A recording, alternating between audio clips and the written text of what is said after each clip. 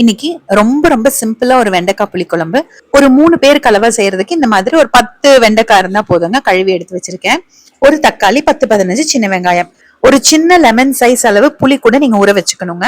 இப்ப நான் சின்ன வெங்காயம் என்ன பண்ணிருக்கேன்னா இடிச்சு எடுத்துக்க போறேன். நீங்க பொடிப்படியா வெட்டிக்கலாம், இல்ல சாப்பர்ல பொடிப்படியா வெட்டிக்கலாம். வெண்டைக்காயும் நம்ம அந்த காம்பெல்லாம் வெட்டிட்டு கொஞ்சம் பெரிய பெரிய பீசஸா வெட்டி வச்சுக்கலாம்.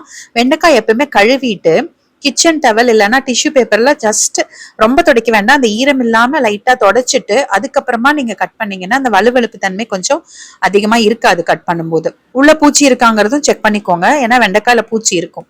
தக்காளியை நம்ம வெட்டி வச்சுக்கலாங்க. இப்ப குழம்பு தாளிக்கிறதுக்கு ஒரு மண் சட்டி இல்லைன்னா அடிகனமான கடாய் எடுத்துக்கோங்க. ஒரு அரை குளிக்கரண்டி அளவுக்கு நல்லெண்ணெய் சேர்த்துக்கோங்க. நல்லெண்ணெய் சூடானதுக்கு அப்புறமா முதல்ல இந்த வெண்டைக்காவை போட்டு நல்லா ஃப்ரை பண்ணி எடுத்துக்கலாங்க. இந்த எண்ணெயில இருந்து இந்த காயை தனியா எடுத்து வச்சுக்கோங்க. நம்ம வெங்காயம் தக்காளி வதங்கினதுக்கு அப்புறமா இது உள்ள சேர்த்துக்கலாம். இப்ப அதே எண்ணெயில நல்லா சூடா தானே இருக்கு, கொஞ்சம் கடுகு வெந்தயம் சேர்த்துக்கலாம். கடுகு பொரிஞ்சதுக்கு அப்புறமா நம்ம இடிச்சு வச்ச சின்ன வெங்காயம் சேர்த்துக்கலாம். கருவேப்பிலை இருந்தாலும் கூட கொஞ்சம் சேர்த்துக்கோங்க. வெங்காயம் வதங்கினதுக்கு அப்புறமா தக்காளியும் சேர்த்து நல்லா எண்ணெய் பிரிஞ்சு வர்ற வரைக்கும் வதக்கி விட்டுருங்க. இப்ப இந்த ஸ்டேஜ்ல 2 ஸ்பூன் நிறைச்சு குழம்பு மிளகாய் தூள் சேர்க்கிறேங்க. உங்ககிட்ட குழம்பு மிளகாய் தூள் இல்லைன்னா 1 ஸ்பூன் மிளகாய் தூள், 1.5 ஸ்பூன் மல்லித்தூள் சேர்த்துக்கோங்க. இப்ப அந்த பொடியும் சேர்த்து வதக்கினதுக்கு அப்புறமா இப்ப நம்ம எடுத்து வச்சிருக்க பாருங்க வெண்டைக்காய் வதக்கினதை, அதுவும் உள்ள சேர்த்துக்கலாம். இப்போ லெமன் சைஸ் அளவு புளி ஊற வச்சு வச்சிருந்தேன் பாருங்க, அது 2-3 டம்ளர் தண்ணி ஊத்தி கரைச்சு உள்ள சேர்த்துக்கலாம். 1 ஸ்பூன் நிறைச்சு கல்லுப்பு சேர்க்கிறேன், கொஞ்சமா மஞ்சத்தூள் சேர்த்துக்கிறேங்க. இப்போ இந்த புளி நல்லா கொதிக்கணும். அப்பதான் உங்களுக்கு அந்த குழம்பு மிளகாய் தூளோட பச்சை வாசம் போகும். காய் ஏற்கனவே வெந்திருக்கு, அந்த மிளகாய் தூள் பச்சை வாசம் போனா போதும்.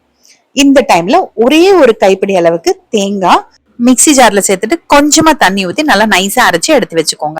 இப்ப இந்த குழம்பு பாருங்களேன், நல்லா கொஞ்சம் கெட்டி ஆயிருச்சு. நல்லா கொதிச்சு கொதிச்சு கெட்டி ஆயிடுச்சு. நான் மீடியம் ஃபிளேம்ல வச்சிருந்தேங்க. இந்த ஸ்டேஜ்ல நம்ம தேங்காய் அரைச்சு வச்சிருக்க பாருங்க, அது உள்ள சேர்த்துக்கலாம். அவ்வளவுதான். தேங்காய் ஊத்தினதுக்கு அப்புறம் ரொம்ப கொதிக்க கூடாது. மிக்சி ஜார்ல கொஞ்சமா தான் தண்ணி கலந்து ஊத்தினேன். அதனால ஒரு கொதி வந்ததுமே அடுப்பு ஆஃப் பண்ணிடலாம். ஒரு சிட்டிகை கரும்பு சக்கரை சேர்த்துக்கோங்க. அவ்வளவுதான். அடுப்பு ஆஃப் பண்ணிட்டு அப்படியே மூடி வச்சிருங்க. மண் சட்டிங்கிறதுனால அந்த சூடு ரொம்ப நேரத்துக்கு இருக்கும். சர்வ் பண்ணும்போது எடுத்து ஓபன் பண்ணி பாத்தீங்கன்னா அப்படியே நம்ம ஊத்தின எண்ணெய் எல்லாம் மேல மிதந்துட்டு இருக்கும். பார்க்கவே சாப்பிடணும் போல இருக்குங்க. இது சாதத்துக்கு நல்லா இருக்கும். களி செஞ்சீங்கன்னா அதுக்கும் ரொம்ப நல்லா இருக்கும். இட்லி தோசைக்கு கூட ரொம்ப அருமையா இருக்குங்க.